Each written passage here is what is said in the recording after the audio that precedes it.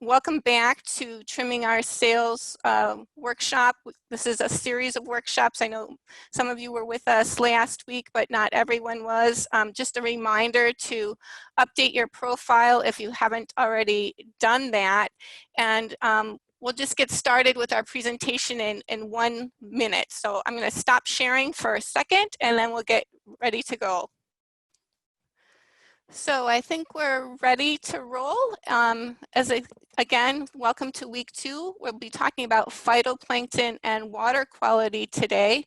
And for those of you who may not have been with us last week, I want to just give an introduction to the staff who have been helping with us prepare the workshops. I'm Ginny Carlton. I'm the Education Outreach Specialist with Wisconsin Sea Grant. Ann Moser gave the introduction about the Zoom protocols. Brenner Namer is a summer intern with us. Marty Kitson is the environmental literacy and extension educator with Minnesota Sea Grant. Cindy Hagley, who many of you may know, is now retired but has graciously volunteered to assist with this workshop series.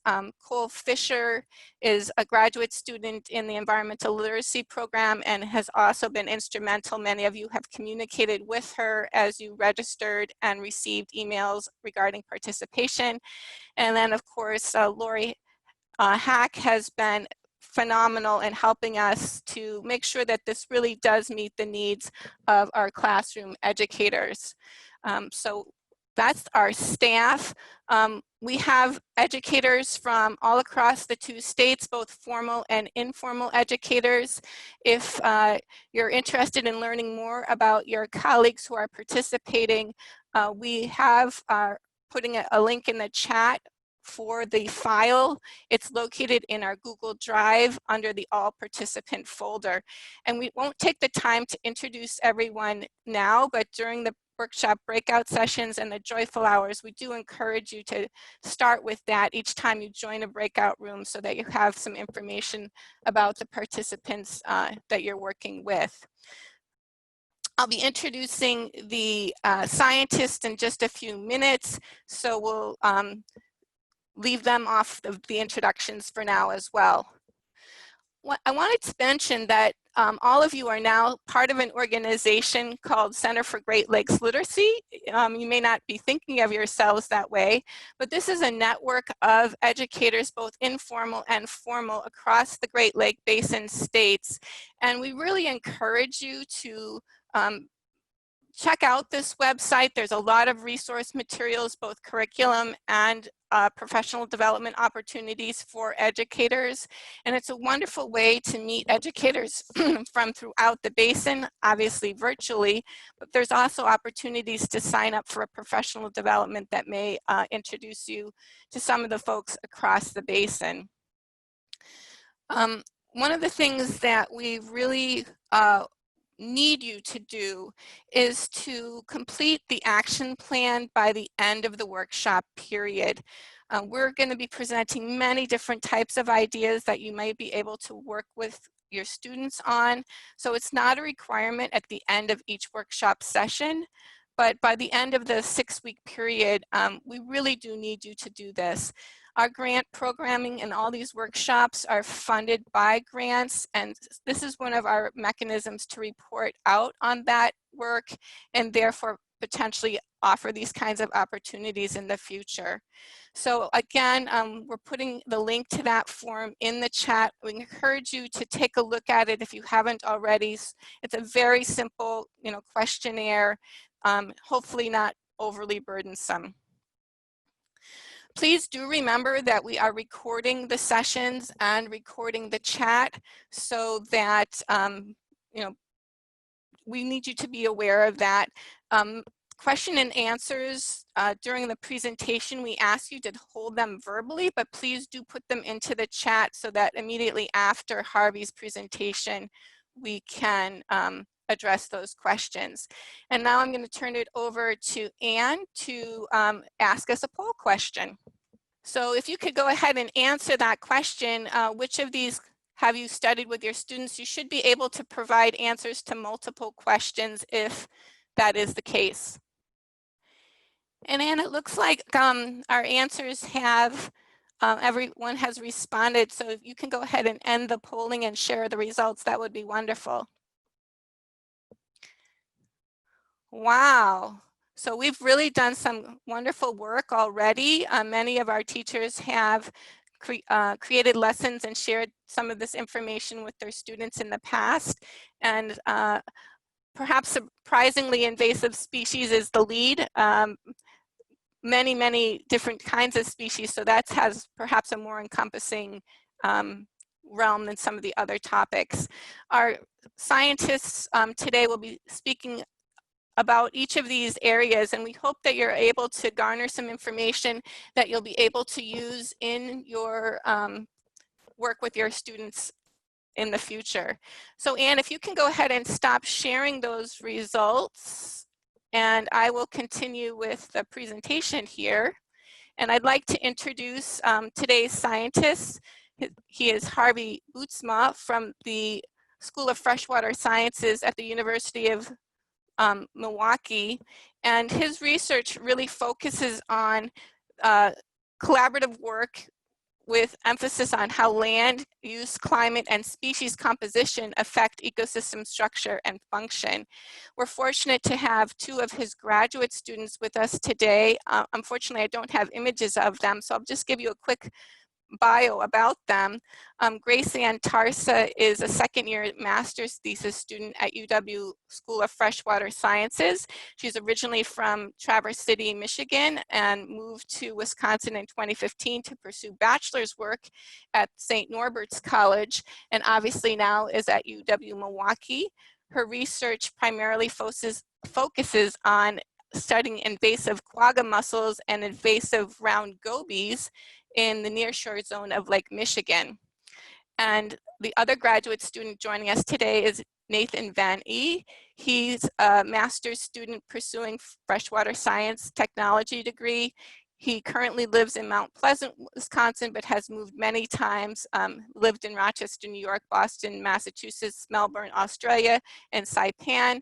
And his research focuses primarily on riverine phosphorus in Lake Michigan's nearshore zone and how this phosphorus is recycled by invasive quagga mussels. At this time, I'd like to invite all of our participants to shut off your video if you haven't already done so. This will provide as much bandwidth as possible for Harvey and his students to share with us. And I'm going to stop sharing and allow Harvey to pick up at this point and share with us his presentation. So take it away, Harvey. Okay, thanks, Jenny. I guess I just need to click on share screen and then you'll be able to see my screen. That's correct. Thank you. Okay, well, thanks, Jenny, and thanks, Anne. I guess first of all, I'd just like to say it's kind of exciting to see how many teachers have signed up for this workshop. I think it's just really good to see teachers interested in teaching students about the Great Lakes. I wish they had workshops like this when I was a kid in school, and I wish my teachers had taken some of them, because it would have been nice to learn more about the Great Lakes when we were kids. I think in this region, a lot of people are unaware of just how much our history and our culture and our economics are all affected by the Great Lakes. So I think it's great that you're all including this in the curriculum. I'm going to be talking today about the last few decades in the Great Lakes and some of the dramatic changes that the Great Lakes have been going through. And so parts of this talk I've given before, and I've called it Not Your Grandfather's Lake. But I thought, just to be fair today, I would change the title, and today we're just going to call it Not Your Grandmother's Lake, just so that we can be fair to both genders. So like I said, we're going to go through the last few decades and the changes that have been happening in the Great Lakes. So can you see my second slide now okay? All right. Yes. So this is back around 50 years ago on the shores of Lake Erie. I actually grew up close to Lake Erie. This is back when plaid shorts were in fashion. And You can see the sign here on the beach on Lake Erie, polluted water. Lake Erie was not a very clean lake when I grew up close to the lake. There were a lot of dead fish in the water. The water was very green and very turbid. In fact, it was referred to as a dead lake. It's even referred to in one of Dr. Seuss's books. So it had real problems, and it was kind of a poster child for the Great Lakes in general. The problem was there was too much algae growing in the lake, and so quite a bit of research was done to figure out what the cause of that excessive growth of algae was. Some of the pioneering research that really helped to nail down the answer to that question was done at the Experimental Lakes area in northwestern Ontario, because there was a lot of debate among scientists and policymakers and even industry about what was causing the Great Lakes to turn green. Some folks said it was phosphorus, some said it was carbon, some said it was nitrogen. This is just a picture of some pioneering work that was done at the Experimental Lakes area, where they took a lake, they split it in half by putting a large vinyl curtain between two halves of the lake. And to the upper part that you see there, they added carbon and nitrogen. And to the lower part, they added phosphorus. And the results were quite dramatic. And this picture, probably more than anything else, was what convinced policymakers and legislators to put in regulations to regulate phosphorus, because it was determined that phosphorus is what we call the limiting nutrient in the Great Lakes. And what we mean by limiting nutrient is that algae in the Great Lakes, they have a number of requirements for growth: trace metals, nitrogen, silica, and so forth. But all of those elements are present in amounts in excess of what the algae needs. It's only phosphorus that's present at amount lower than what the algae needs. So phosphorus is ultimately the limiting nutrient that controls how fast algae is growing and what the ultimate biomass of algae is. So following that research, regulations were put in place by both Canada and the US to set goals for phosphorus concentrations in the Great Lakes. I'll be focusing primarily on Lake Michigan because that's where most of our work is, but I'll talk a little bit about some of the other lakes as well. And for Lake Michigan, it was determined that the ideal concentration of total phosphorus should be 7 micrograms per liter. And so that's what managers started working towards, was trying to get to that 7 micrograms per liter. And the way they did that was they promoted some changes in agricultural practices to minimize how much manure and fertilizer was getting into the Great Lakes. They improved water treatment plants to minimize the amount of phosphorus getting out of wastewater treatment plants into the Great Lakes. And legislation was put in place to reduce the amount of phosphorus in laundry detergent, because a lot of phosphorus was actually coming from laundry detergents. And to a large extent, those efforts were successful. Here you can see a graph of total phosphorus concentrations in Lake Michigan over time. And already in the 1980s, we had got below that 7 microgram per liter target that had been set by the Great Lakes Water Quality Agreement. Occasionally it still bounced up above that in the 1990s, but you can see, looking over time, this is 2 data sets, one from NOAA and one from EPA, and they both show that after the 1990s, phosphorus continued to go down to the point where we're actually well below the target right now. We're closer to 3 to 4 micrograms per liter of phosphorus in Lake Michigan right now, which is kind of good in that we've met the targets, but kind of bad in that we've over exceeded the target, and that's not really a good thing for the lake, as we'll see in a minute. So this was successful. Despite that success in reducing phosphorus concentrations, in the early 1990s up until now, we started to see problems like this again on the shores of the Great Lakes. This is mostly what we call a macroalgae. This is a filamentous green algae called Cladophora. And this started growing in large quantities and washing up on the beaches on the shores of the Great Lakes. And scientists and managers were puzzled because we thought we had this problem of excess phosphorus and algae licked. We had reduced phosphorus to below target levels. So the question was, if phosphorus is so low, why are we still having problems with nuisance algae in the Great Lakes? And what you're seeing on the beach is just the tip of the iceberg. That's ultimately coming from algae growing on the rocks in the nearshore zone on the bottom of the lake, which you can see in this insert picture. So we started doing research to try to figure out why we were having this problem again, despite low phosphorus concentrations. And to start with, we used a Cladophora model, and a model is simply a combination of mathematical equations that help us to describe how the ecosystem works. And in this case, there was a Cladophora model that had been produced back in the late 1970s by scientists when algae was still a problem on the Great Lakes. And essentially what the model does is predicts the Cladophora biomass if you know dissolved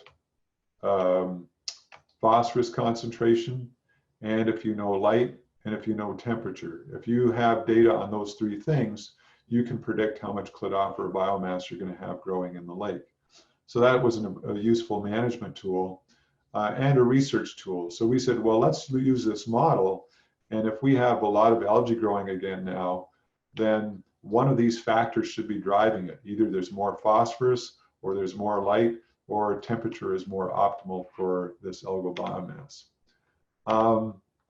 And so to do that, we got into the lake, and we just had to do a lot of measurements in the lake to figure out what the conditions were in the lake and how they might be contributing to this excess algal growth that we were seeing. So we actually were measuring the biomass of Cladophora as well as the amount of phosphorus that was in that Cladophora. We were measuring water clarity with various instruments.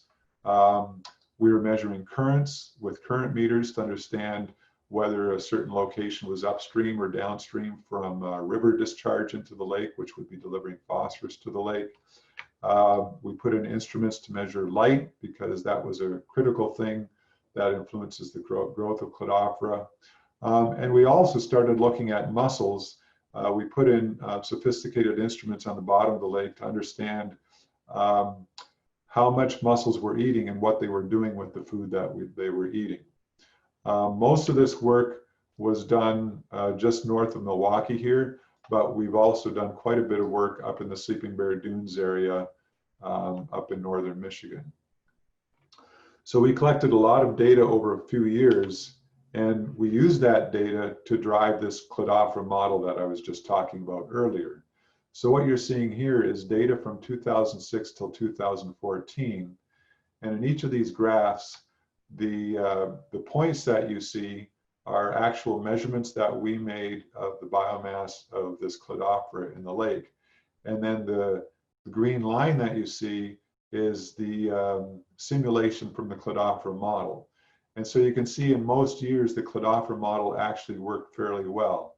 If we knew phosphorus concentration and light conditions and temperature, we could predict fairly well what the Cladophora biomass was going to be. And you see in some years like 2010, it was low throughout the year.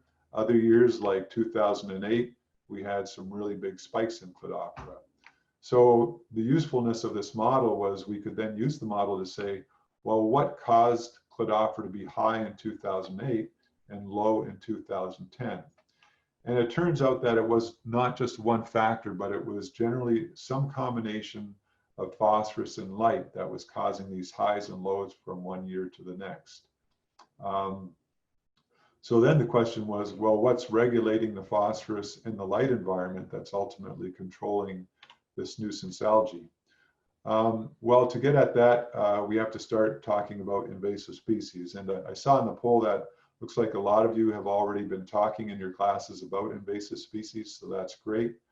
And some of you may have seen this graph before. This is a time trend of invasive species in the Great Lakes. This only goes up till about 2000, when we had about 160 species. Since then, it's gone up a little bit, but it started to taper off. We're at a little bit over 180 exotic or invasive species in the Great Lakes right now.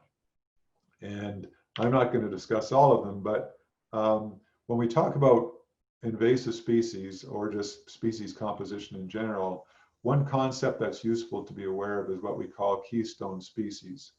And these are species that play a critical role in the structure and the function of an ecosystem.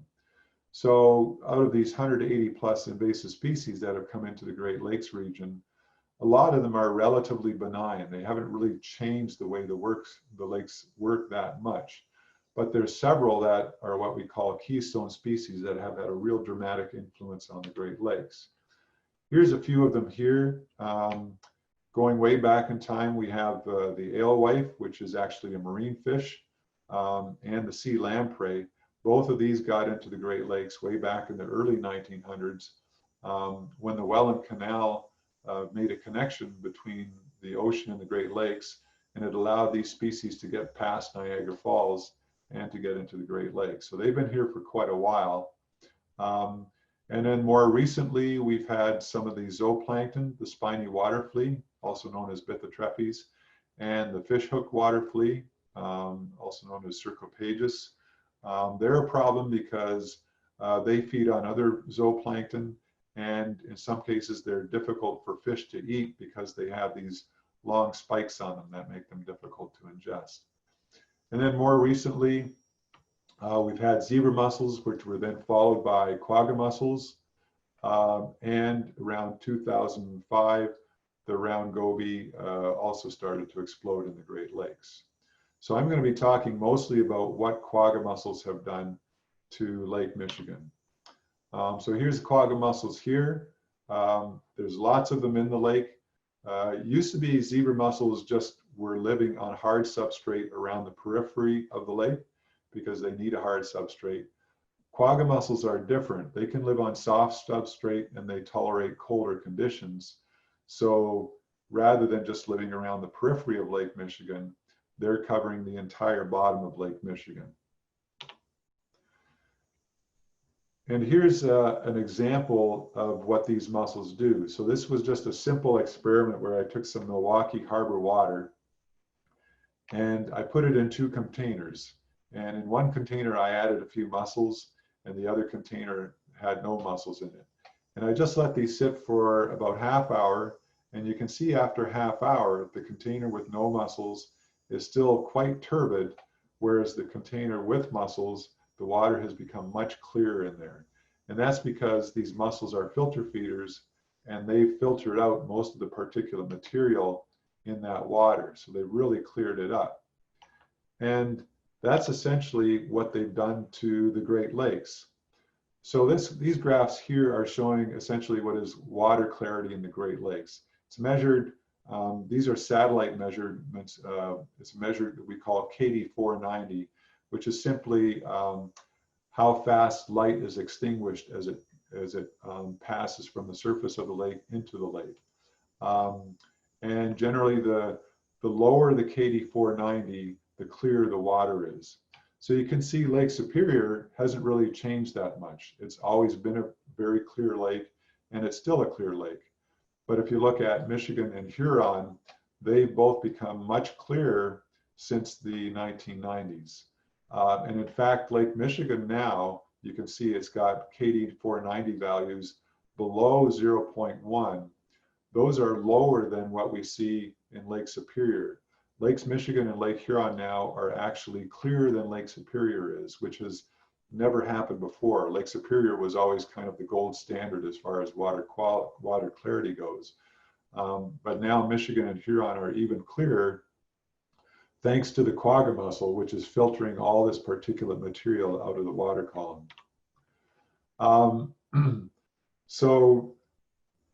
This is a picture of quagga mussels in the nearshore zone, and they're growing on the rocks and on the same substrate where this algae is growing. You can see the algae growing right next to the quagga mussels here. And so the quagga mussels have made things a lot clearer, so a lot more light is getting to the bottom of the lake, which is, as you remember from the Cladophora model, one of the things that drives the growth of this benthic algae. But there's another thing that quagga mussels do. They eat a lot of food in the form of plankton, and a lot of that stuff gets metabolized, and the nutrients in that plankton, including phosphorus, get recycled by the mussels and they come out. So now you have dissolved nutrients coming out, which is basically fertilizer coming out of these mussels. And remember, this algae is growing right next to the mussels. So now this algae is getting not only more light because the water is cleared, but it's also getting more nutrients because it's living right next to the mussels. So even though dissolved phosphorus in the lake as a whole has gone down, if you're living right next to a quagga mussel, you're actually getting more dissolved phosphorus now because the quagga mussel is spitting that stuff out. And so what we're doing now is we're taking that Cladophora model that I mentioned earlier, which just looks at the Cladophora, and we're putting that into a larger context, creating what we call a nearshore ecosystem model, where we're looking at the growth of Cladophora, but we're also looking at how do mussels feed on food? What do they do with that food? They excrete dissolved phosphorus. Some of that dissolved phosphorus is supporting algae. And then how does that nearshore system interact with the offshore system?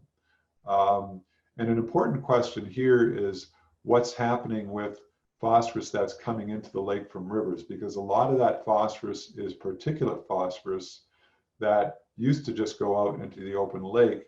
But now the question is, are mussels doing something with that? And maybe I'll ask Nathan if he can just chip in here, because that's what his research is focusing on. Nate, do you want to give a few details? Yeah, Harvey, give me a second here. You can just talk, Nate. I don't think we need to see you.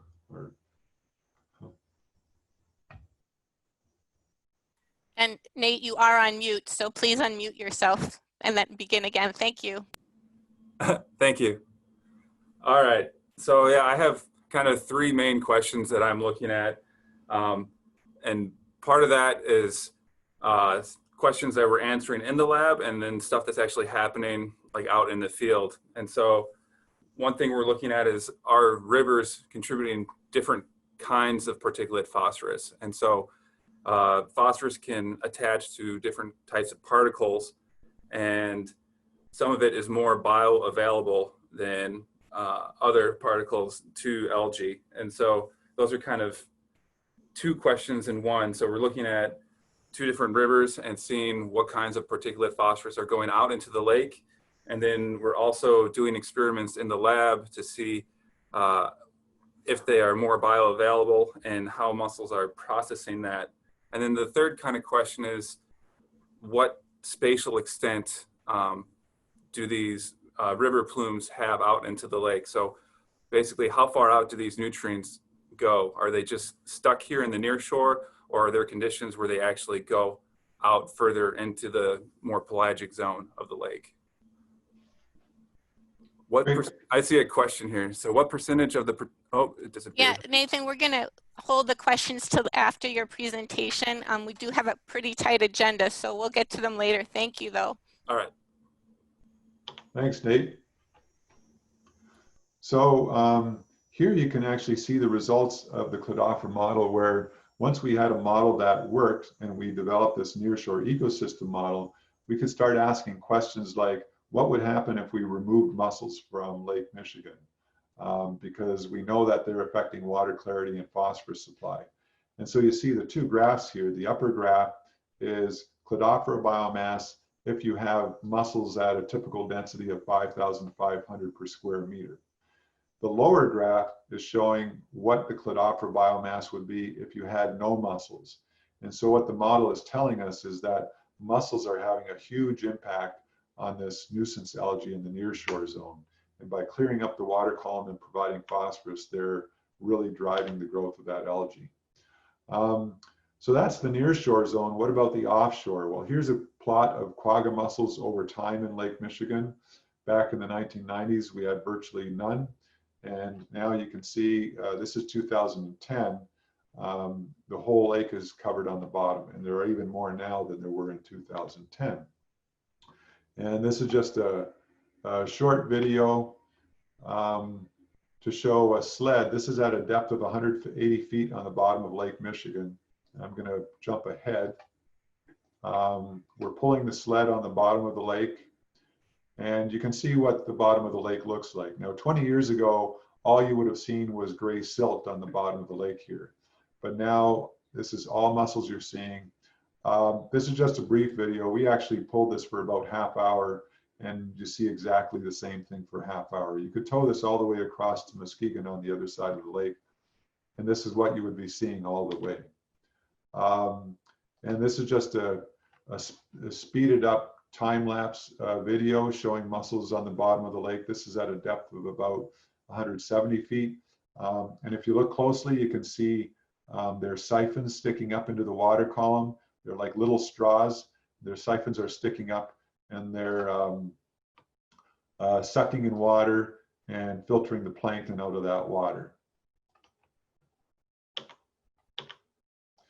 So this is what they're eating, phytoplankton, which is the base of the food chain in Lake Michigan. And here's what's happened to phytoplankton. The 1980s and the 1990s, it was relatively high. After the mussels came into the lake, here's the spring concentration of phytoplankton, and you can see how much it's gone down, thanks to filter feeding by the quagga mussels. So this is having an effect on the whole food chain, and we're seeing that the effect in the offshore is very different from this effect in the nearshore, where we have this excessive algae growing. And what I want to show you here is focus on the bottom two graphs. Again, this is pre-mussel here. This is showing chlorophyll A in Lake Michigan, going from nearshore to offshore. And you see we have what we call a deep chlorophyll maximum with a lot of phytoplankton in it. It's the phytoplankton that has the chlorophyll in it. Now jump ahead to 2010 after the mussels have taken off in the lake, and you see that we still have a bit of this deep chlorophyll maximum, but the concentrations are less than half of what they were before the mussels were in the lake. So some of our students have been looking specifically at what the mussels are doing in the lake.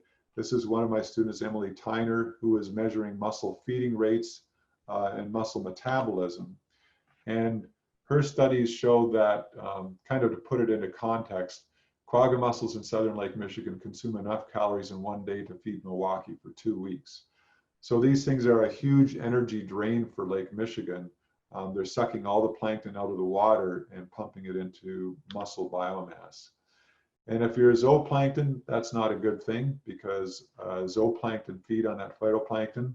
So if the phytoplankton is going to go down, then zooplankton is going to go down. And here you see, especially in the southern basin of the lake, zooplankton numbers have really gone down over the last 15 to 20 years. Well, if zooplankton go down, then that's just going to propagate all the way up the food web. Here we see a school of alewife, and we're seeing the same numbers for alewife. The numbers have really gone down. This only goes up till 2012, but they continue to stay at very low numbers, essentially because the lake is running out of food for alewife. And if it's running out of food for alewife, then the alewife, they're an important food source for the upper trophic levels, such as Chinook salmon, which are part of a really important sport fishery. And so the sport fishery has also been hurting for the last 10 to 15 years because these sport fish are running out of food, primarily in the form of alewife. So it has not been a good time for the offshore fishery, but there is a bit of a silver lining here, in that there's another invasive species in Lake Michigan, the round goby. And Grace Ann has been doing some research on the round goby to determine what role they might be playing in the lake's food web. And maybe I'll let her talk a little bit about that here. So my research is focused on round goby productivity in the rocky nearshore zone of Lake Michigan.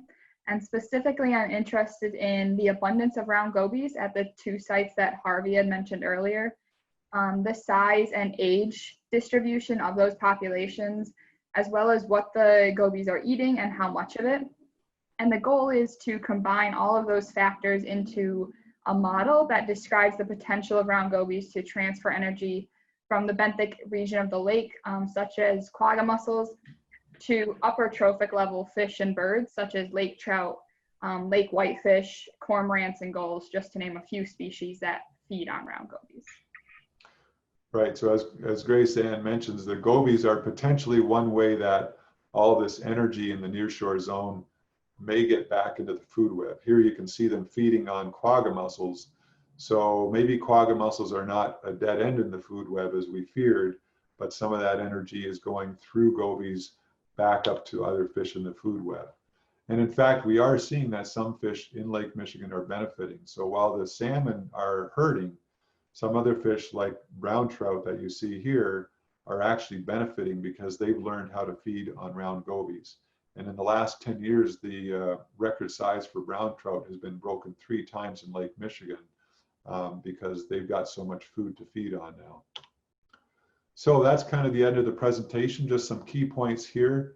Some non-indigenous species are relatively benign, but some, especially ones like the round goby and the quagga mussels, are game changers.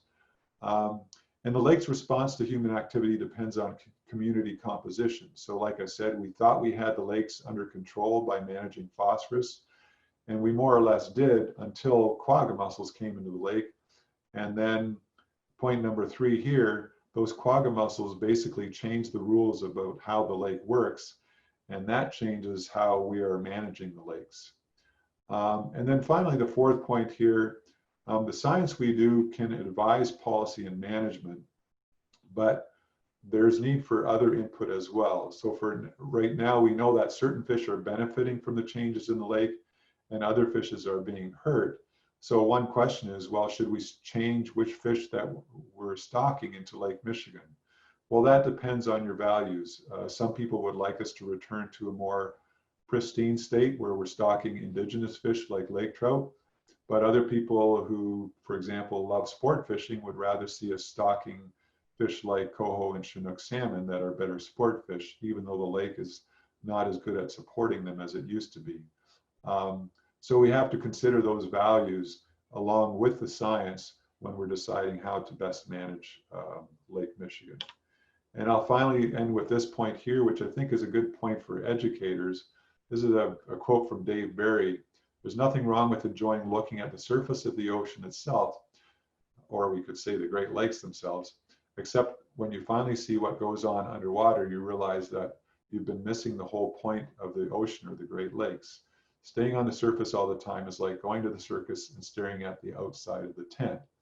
And this is a real challenge we find for education. A lot of people are unaware of the huge changes that have occurred in the Great Lakes because for most people, this is what the Great Lakes look like. And it's not like Yellowstone Park where you can just drive through and see the bison and everything else. In the lakes, you actually have to get underwater, which is not quite as easy as driving your car through Yellowstone Park. So that really puts the onus on scientists and educators to get people underwater and have them understand the changes that are occurring in the system. So I'll finish up there, Ginny. Thank you so much, Harvey and Nathan and Grace Ann, for that really insightful information. I think it leads to a lot of questions. We've had a lot of questions in the chat as you've been presenting, and we'll have Lori kind of moderate what those are. So we just have a few minutes for questions. We're a little behind schedule, so Lori will give you the burden of picking out which ones get asked and answered. Thank you. Sure, thank you. And thank you, Harvey and Grayson and Nathan. Appreciate your presentation. That's a succinct summary of what I'm sure is decades of work. So a couple questions just really to start out. Allison would like to know, and I think Nathan, you kind of touched on this a little bit, but how does phosphorus move or settle in the water column? Does it float? Does it sink? What's determining the movement of phosphorus in the water?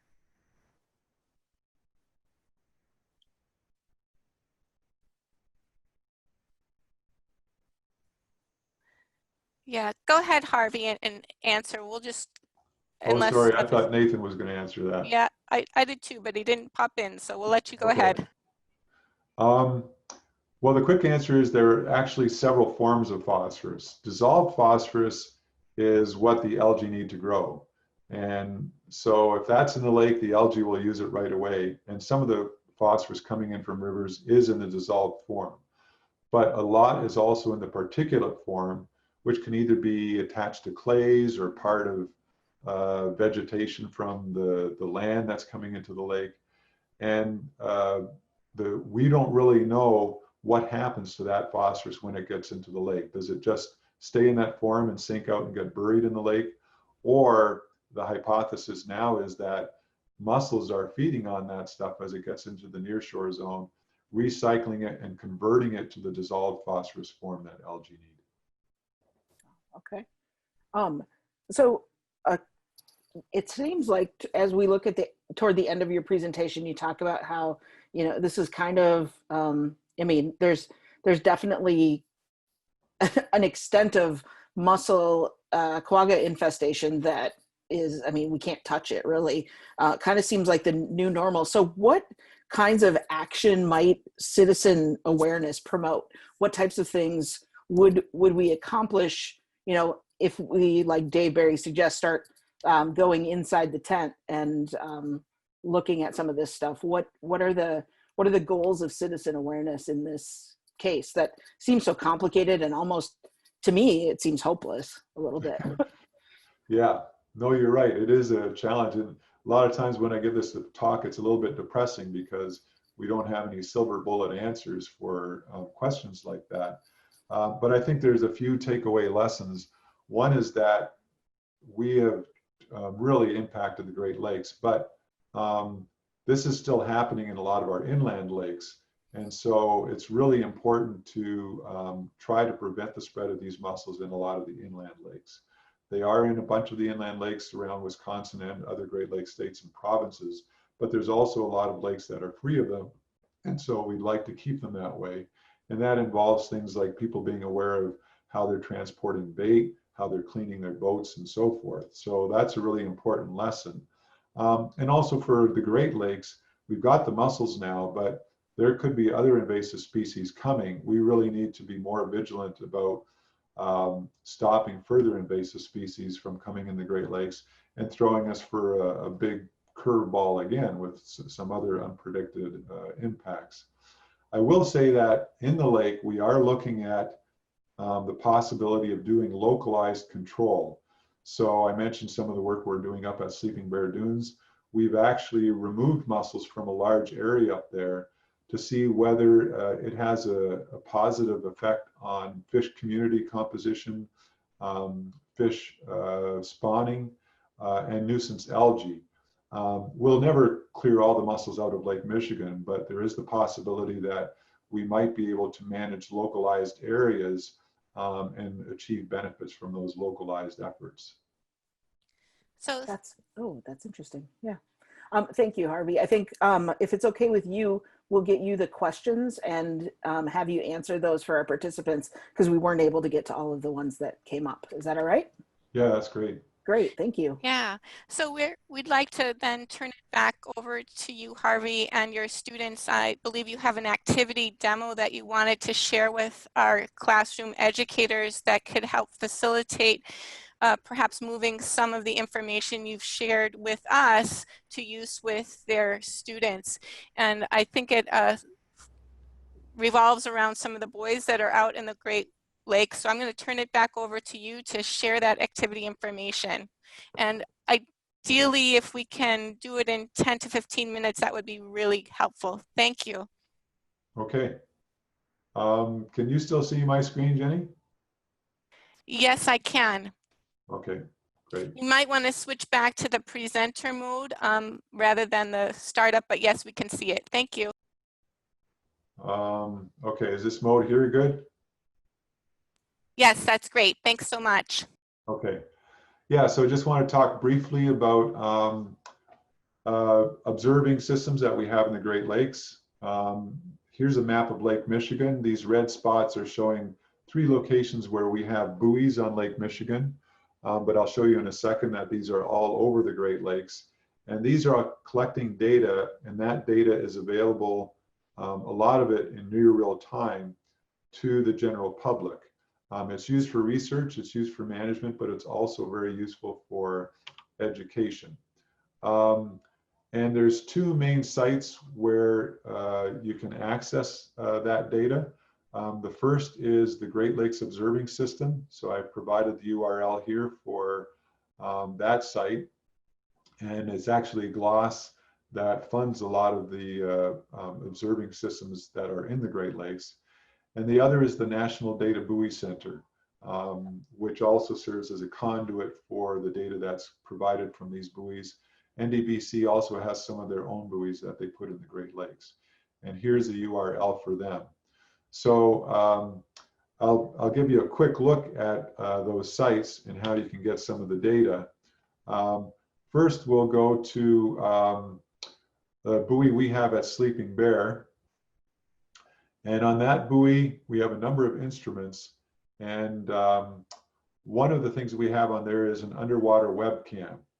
And what we do with that is it takes images every 10 minutes, and then those are downloaded daily to create a daily time-lapse video. So this is from yesterday, and I could just play this video, and you can see our cameras on the bottom of the lake there. And this is, you see some stuff that we have for research equipment there. But if you just watch one, it's a little bit like watching paint dry. It's not that exciting. But for example, you can see here the algae growing on the rocks. As we put this together over time, over periods of weeks and months. Harvey, sorry to interrupt.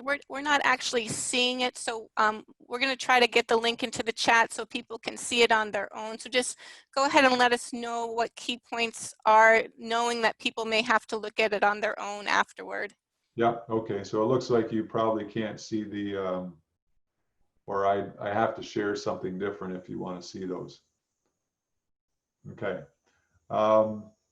So what I was showing there was this link right here. I'll go back into presentation mode. This link here will take you to see real-time video on the bottom of the lake. So you can see algae. If there's fish going by, you can see fish. And actually, I looked at it yesterday, and I don't know why, but there was a scuba diver on our site yesterday. I saw him. I hope he wasn't fiddling around with our research equipment there. And then this second one here is the Atwater buoy. That's the one that we have close to Milwaukee here. So this is just an example of some of the types of data that we get from these things. So in this graph here, I'm showing dissolved oxygen data from one of the buoys. And what this is showing is the blue line is water temperature, and the black line is dissolved oxygen concentration. So there's various ways you can use this for lessons depending on what you want to teach. In this case, if you had a simple lesson about gases dissolving in water, what this shows you is that the warmer water gets, the less soluble oxygen and other gases are, because you can see the dissolved oxygen concentration going down. Whereas the oxygen saturation, the green line, stays more or less constant. Also, there's some biology in here. For example, you can see the oxygen is going up and down on a 24-hour cycle. It's going up during the day when you have photosynthesis by phytoplankton and algae on the bottom of the lake, and then going down at night when you have respiration going on. So there's a number of ways you can use this data for different types of lessons depending on what you want to focus on. Here's another graph I made using data from these buoys. So the upper graph is showing for the last couple of weeks air temperature and water temperature on the buoy. So the water temperature is the black line here, and the air temperature is the blue line. And you can see that they're following each other quite closely, and that's because once you're out on the lake, it's really water temperature and lake temperature that's controlling air temperature. And if we just go a couple miles inland to get on land, so this is from Mitchell Airport, you see air temperature for the same time period. And so you can see, for example, here on July 6th, 7th, air temperature got up to around 95 degrees. But if you go into the lake at the same time period, air temperature reached a maximum of around maybe 80 or 81 degrees. So you can really see here the effect of lake on climate conditions. Things are a lot cooler over the lake than they are over the land. If you did this again in the fall, you'd probably see the opposite things. Things would be warmer on the lake than they are on the land. Here's a graph from a buoy on Lake Erie. On Lake Erie, they've been having problems with toxic algal blooms, which actually closed the Toledo water supply for several days back in 2014. And so here is data from a blue-green algae sensor. It's a phycocyanin, which is a pigment in blue-green algae, which are potentially toxic. And you can see for most of this time, over the last month, it's been quite low, but occasionally you get these great big spikes. And that's what water providers want to know, because they need to know, do they need to treat their water differently when they're getting a spike of this potentially toxic algae coming through. You see a jump in the concentration here. It's hard to say if that's real or if some recalibration of the instrument was done on this date and suddenly it's reporting new values because it was recalibrated. But especially for people working on Lake Erie, this kind of information is really interesting because this is a huge issue on Lake Erie right now, and in other areas like Green Bay, Lake Winnebago, where we do have toxic algal blooms. Like I said, you can also access this data by the National Data Buoy Center website. So here's some more data that I accessed from their website. This is phytoplankton chlorophyll concentrations. So here we have Lake Michigan, and this is just an indicator of how much phytoplankton is in the water. And then here we have, sorry, I didn't label this, but this is Green Bay. And if you plot the two together, what you see is concentrations in Lake Michigan are way lower than they are in Green Bay. This ultimately goes back to the phosphorus story we were just talking about. Lake Michigan is a large lake, very open water. Green Bay has a huge amount of input from the Fox River, and the Fox River has very high concentrations of phosphorus in it.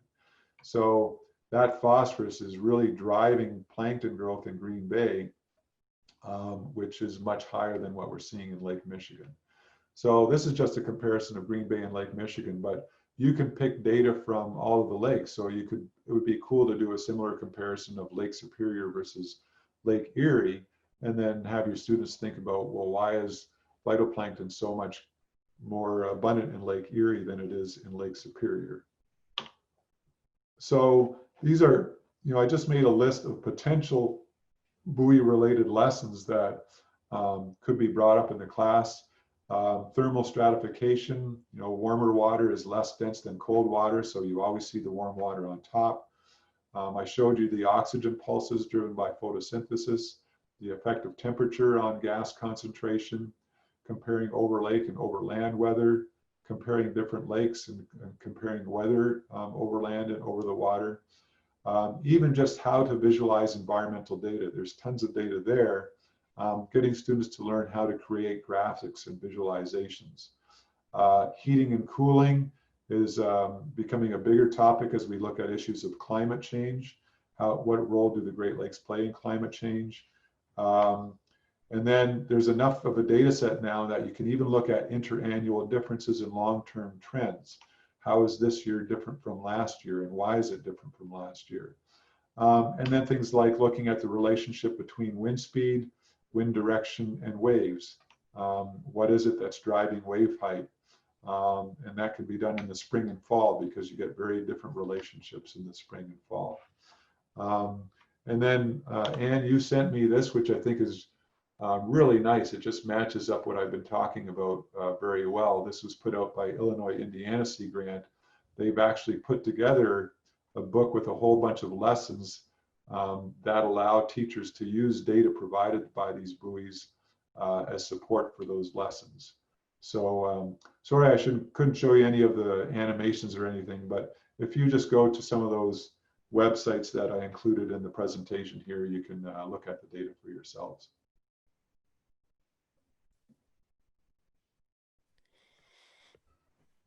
Thank you so much, Harvey, for these ideas of how people may use this in their classroom. And we will upload the presentation that you've shared about this into the participant folder so they have direct access to these links. The curriculum by Illinois Indiana Sea Grant is already in the participant folder rather than being in the science and policy section. It's in the classroom lesson folder. And we're going to be taking a break in just a moment, but before we do that, I would like to formally thank Harvey and Grace Ann and Nathan. They will graciously be joining us in our breakout rooms when we come back out after the break session. And so if you're fortunate to have one of them in your breakout room, please feel free to ask them about additional ideas for using these materials in your classrooms, and that's what we're going to be talking about as we go on break. Is there anything from any of the other workshop organizers before we start that break? Otherwise, I'll give a time estimate as to when we should return. No, just to note that you will be in a breakout room by grade level, and I think Lori will be putting in the form where you put in your notes about your breakout room. Yeah, that's it. And there'll be a facilitator, one of the Sea Grant staff in there to talk to you and lead the discussion. Yep, so we'll come back in 5 minutes, which by my clock would be 10:02. So 5-minute break, everyone. Thank you.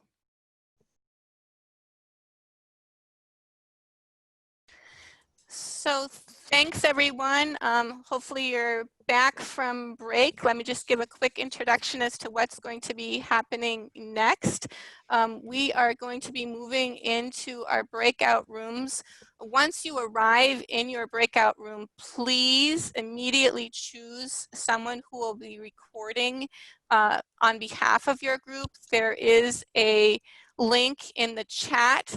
It was also sent by email related to where that form is located. It's a bit.ly address with the ending of 20 sturgeon. And this will be our only mechanism to share what happened in your group with other groups. So please do fill that out. Also, please select someone who will provide a very, very, very brief 1 to 2 minute report out for your group when we join back together. When we is ready to send out the breakout room information, you will need to accept that invitation in order to move into the breakout room. So it doesn't happen automatically. There does need to be some action on your part as well once Ann is ready to send you. And please think about your action plan and what you might be able to use as you think about what you might be able to incorporate with your students in the upcoming academic year. This portion of our time is designed to be a free discussion with the teachers to think about how you can implement this activity, and you'll receive a 5-minute warning in your breakout room and then be returned to the main room at approximately 10:20. So we have about 15 minutes for this portion of the workshop. And I think we're ready to be sent whenever you're ready to send us. All right, have a good discussion, everybody.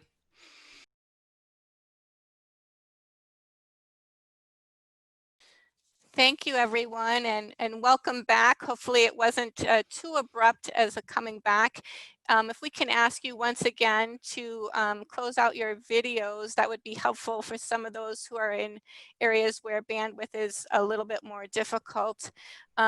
At this point, we have just a few more minutes in our workshop session, and I'd like to ask each of the group people who've agreed to report out on their groups to do that on our behalf. We'll go ahead and start with group 1. So if you can unmute yourself and let us know what your group talked about, that would be lovely. In just a couple minutes, thanks. Sure. My group was focused on elementary grades, so grades 3 through 5. And I have a huge list of ideas. I'm going to give you just the highlights. We celebrated a lot of the graphs because that's a big part of what our curriculum is. We definitely could see looking at change of temperature over time and phosphorus changes over time, and then relating the phosphorus change to consumer use of phosphorus and how much is in the water. We really liked the underwater videos that showed the mussels in action. We talked about writing connections, describing what we're seeing. We were excited about using the maps, about where things were found, where the mussels were found, the depths of the lakes. Interesting idea about using the vocabulary. So a lot of the vocabulary that we've come across today is sometimes significantly above our students, but there's those great Greek and Latin roots that we can kind of take apart those words and help them discover meaning. We talked about current news of the lake and where we might find that, and it definitely makes you want to look into that policy folder because what's current and connecting what's happened in the past to what's happening right now is again really important. And again, looking at the food chains and food webs, because I thought those were really neat connections. Thank you so much, Kate. And the spokesperson for Group 2, a lot of great ideas at the elementary level. Let's see what we have at the next level up. Hello. So for our group, one of the things that seemed to resonate with several of our members was this idea about the trout in the classroom program, which isn't directly maybe related to the sciences presentation, but there's some similar themes perhaps. And John from our group was potentially able to share the link. So if anybody else would be interested in seeing more about that topic. We also had some of our group members express some concern about how they're going to get supplies to their students and like be able to work on some of these topics in a online environment, which may very well happen this fall. So I think that's a challenge that's kind of on a lot of people's minds. So I also just wanted to point out, as one of the people who's helping with administrating the workshop, that we did create a sharing folder in the Google Drive. So I mentioned this to our group members, like if any of you want more time to discuss and brainstorm amongst other teachers, feel free to reach out and use that tool in the Google Drive to maybe, continue to brainstorm ideas. Thanks, Cole. And Group 3? So we were the middle school group, and we had a great discussion with some really neat ideas. It started off thinking about when students look at the water and have a perception that clear water is healthy and water that has any sort of turbidity to it is unhealthy. So relating it from pool water versus a lake, basically, and some ideas on how to discuss that with them and look at turbidity levels and chlorophyll using the hydro lab, and how we can discuss those with our students, and a neat demo about it. We also talked about mussel distribution and how it sounds like the zebra mussels are finding their way faster into some of the smaller lakes around Wisconsin because of their ability to live in shallower and warmer climates, but the quagga not quite yet. And then lastly, Grace Ann shared with us some information about the round goby, which was really interesting about its ability to consume those mussels and this special pharyngeal sheath, I think she called it, that helps them do that. So thinking about how all of those food web pieces connect together. Thank you so much. Really interesting ideas. Group 4. All right, this is the high school group, Group 4. We talked about a lot of different things, some things that were key to our conversation. We talked about some of the things that the other groups obviously talked about, but we talked a lot about kind of ways to make it personal, ways to link society to science, like the impacts of non-indigenous species to fishing and hunting, impacts of tourism, that in non-indigenous species cause, as well as the tourism's impact on our environment. and kind of making it more personal with that idea that we care about what we know about. And so even linking it back to like local stuff. So if they're not from the lakes region, linking it back to local research on water and mussels and such. So many content areas we could hit with food webs and plankton and data and observation kind of stuff with the videos. Nathan did share something interesting about current research that's going on about removing mussels in portions of the lake and how they do that. And so that ties back to that turbidity versus clarity issue, and which is better and why would we be removing them? What is the process we're using? Just because we can doesn't mean that we should. It was a really interesting conversation. Thank you, Nicole. And we actually, I believe, have 2 high school groups. So the representative from the other high school group, Group 5. Yeah, hi, this is the other high school group, and we were pretty excited about being able to use some of those different data sets to try to drive questioning with our kids, especially if we have to do some distance learning, to get them to look at some of the data and try to figure out what are they representing, what can they make a claim from around that.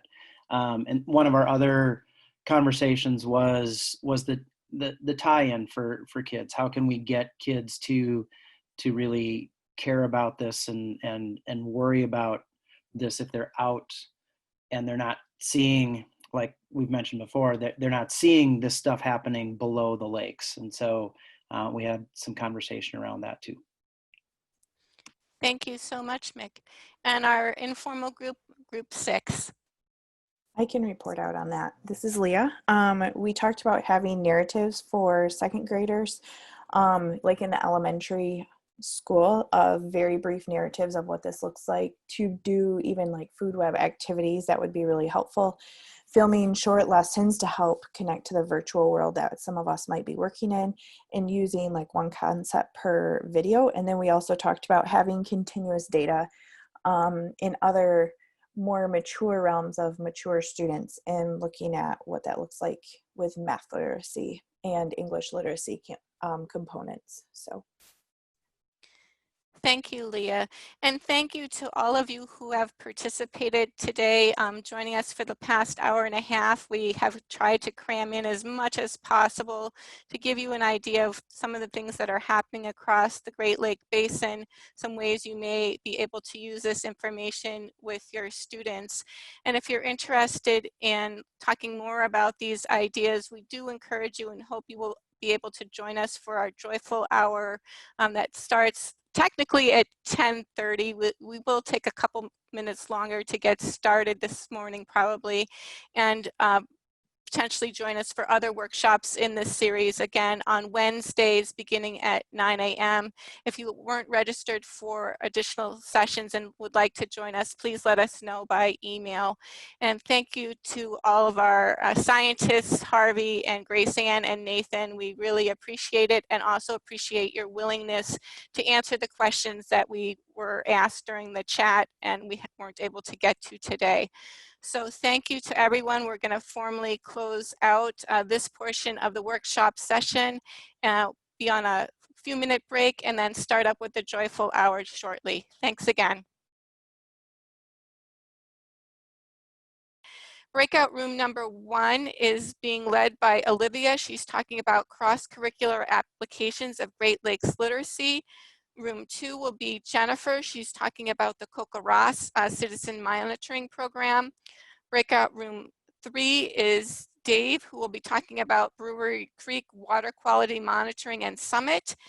Group 4 is led by Leah. She'll be talking about the effects of salt on Michigan streams. And our final breakout room is being led by Kathy, who will be talking about students in the field and teaching Great Lakes in the classroom. Once you arrive in your room, please do some introductions of the members of your room. Please also decide on who will record for the group using the Google form at the bit.ly address that Lori will be providing in the chat. It's really important that you use this form other than the chat within your breakout room, because that information is not transferred to all of the participants. So please do use the bit.ly 20 dragonflies URL to record the information for your group, and then we'll have it available to share to other groups in case people were interested in what was happening on one of the other sessions and weren't able to attend because they were in a particular session. Second, please decide on who will share for your group when we come back together. They'll have about 1 to 2 minutes, 2 to 3 minutes to do that. And those individuals do not need to be the same person. There is, as I mentioned, a lead person who will be starting off the facilitation. They'll just take a few minutes to give you some conversation information. It's not really designed to be a presentation, but rather a discussion starter for your group. So Anne, are we ready to move into these breakout rooms? If so, we'll have until, let's see, 11:15 to have discussions. So we do have quite a bit of time, and hopefully everyone will have a chance to participate. Thank you everyone for sharing out in our breakout rooms, and we are all now returning.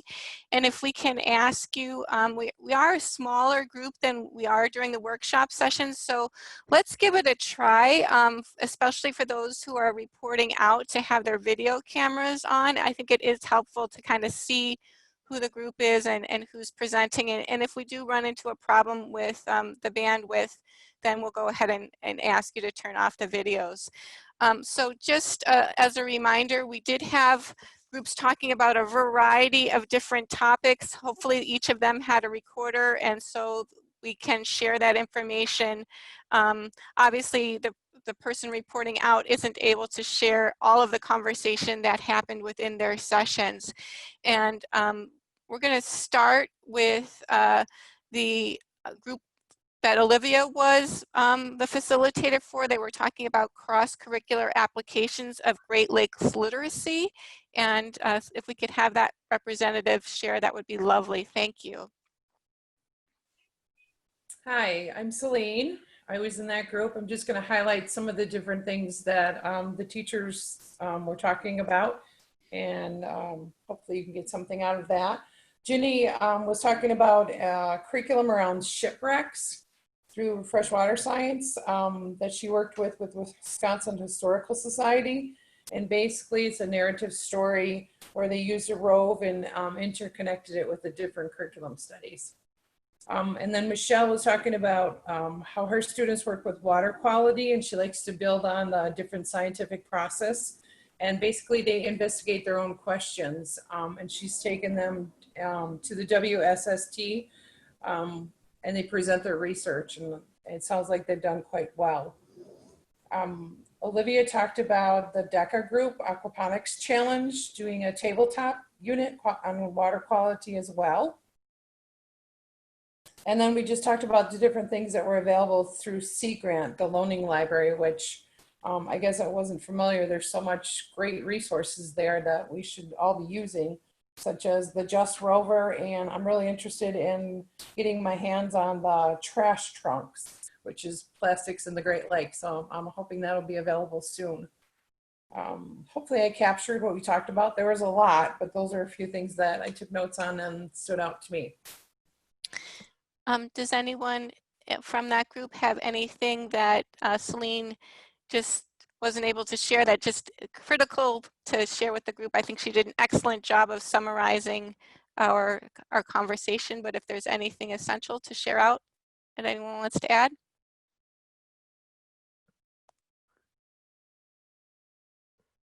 Okay, so we'll move to the second group then, which was Jennifer and Coco Ross. Hi, it was me presenting, and I'm going to share as well. So I shared the COCORA's weather monitoring program that I do both at home and in my classroom. So taking precipitation measurements for rain, hail, and snow.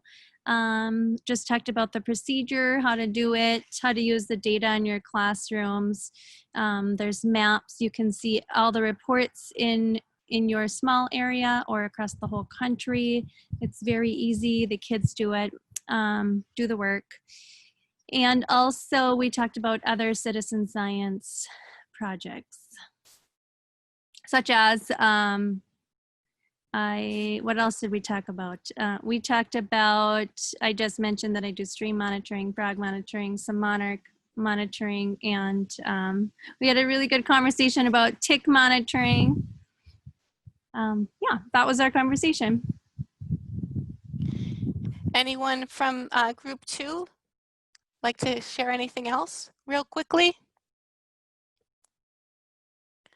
Okay, then we'll move to group 3, which was Dave's group, the report out person for talking about Brewery Creek water quality monitoring and summit.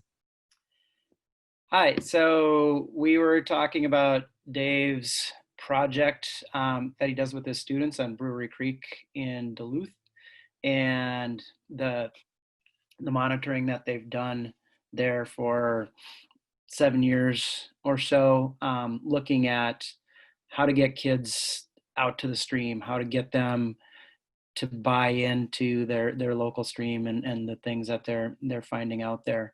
Some of the other things we discussed after Dave presented what his kids have been doing was, how can we do these things during distance learning? How can we get, and it was some of the same sort of conversation that we had last week around leaf pack stuff, like how do we get, if we're not physically with the kids, how do we get them out there to do these sorts of things? And then on top of that, with the data that's already there, what can Dave do with his kids, or what could we do if we've got access to those data? How can we have our kids analyze the stuff that they've seen up in the Duluth area with what's going on around that stream? And then we had some comments towards the end.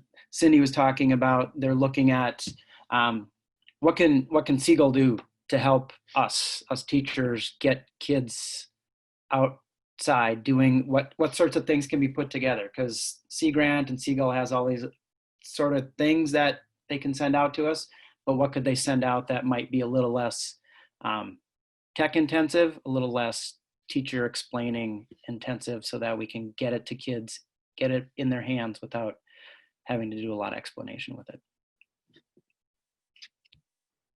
I think that's it. Yeah. Anyone else from that group want to share anything? If there were specific ideas for getting this material out in the distance education that might be helpful to others. I think people were really nodding their heads when Mick mentioned that. So if there was a concrete idea that might be helpful to others, that could be shared. I wanted to share one thing that Dave pointed out that he's learned through experience, was that it works better for him to have students become specialists in one aspect of monitoring or data collection, and then basically share their data, explain everything, versus having everybody learn to use every instrument, because he found that people never got good at any of it. And it was really interesting. I'd never thought about that, and I just wanted to share that he mentioned that. Another quick thing too I'd like to add is when Dave said that getting kids connected with the environment or the place that they're at, and that was to allow them to play and explore and to really get to know the place that they're involved with. So I thought that was pretty powerful. Thanks to all of the members of Group 3 and to Dave for leading that facilitation session. Moving on to Leah's group, who was talking about the effects of salt on Michigan streams. If we could have their report out person, that would be great. I will be reporting out some of the things that we talked about.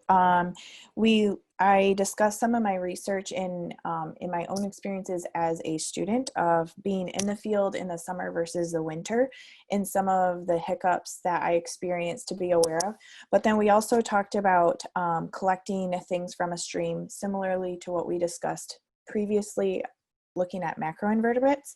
And then we had a couple great ideas talking about if we were collecting stuff that we are putting in a stream, having it be part of an engineering project, how do we create a way for students to collect stuff off of a filter or off of cattail leaves that have been dried, or even rocks that are already there as a natural substrata.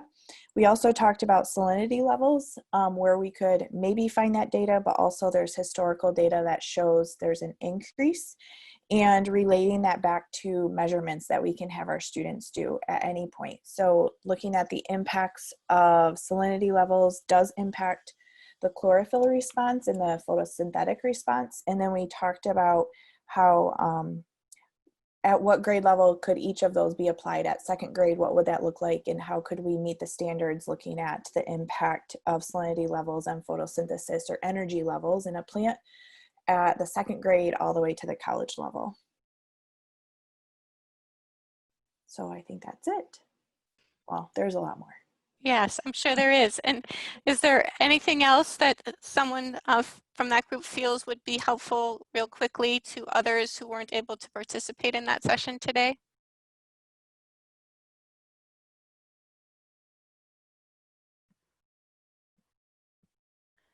Okay, well then we'll move to the last group, which was Kathy's group. They were talking about students in the field and teaching Great Lakes in the classroom. So a really broad topic. I'm curious as to how they narrowed that down, and look forward to hearing from the reporter. Go ahead, please.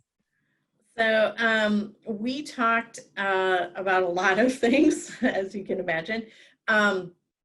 We talked a little bit about some curriculum and resources, and that this Seal was a really great spot. Project Wet, Great Lakes in My World, those were all, you know, good resources that way. Kathy started out by talking about kind of how she had a video that kind of went through her, you know, snippets of how her kind of unit on water went through, and how they talked about not only water quality aspects, but moving water and data collection and those types of things, which was really great. We talked a bit about reaching out to your universities and nature centers, because a lot of those researchers and people are really willing to come and talk to your classes, and it's probably even easier in some ways for them to do it virtually now, because that means they don't have to have travel time or anything else. They can just do it from their lab, which is always a good thing. Or for nature centers, can do it from right where they are. And then we kind of got into okay, so there were a number of the people in our room who they were going back to school in the fall in person, and the challenges of doing labs or anything else when you have to be 6 feet apart from each other. You are split into 2 rooms where the teacher is only in one of the rooms, and the other room has an aide. And if you're doing those labs, how do you do them where usually you do it in a group of 3 where they could help each other, where they'd share materials and all of that stuff. Now you have to have 2 to 3 times the amount of equipment. You have to, you know, separate packets for each class. I mean, just, we talked quite a bit about all the challenges around that, and the opportunities in a way to, if you can go outside, it may be the perfect time to go outside to do a lot more work, because it gives you that opportunity to overcome some of those challenges. So. Thanks so much, Liz. Anything else from other members of the group to quickly add?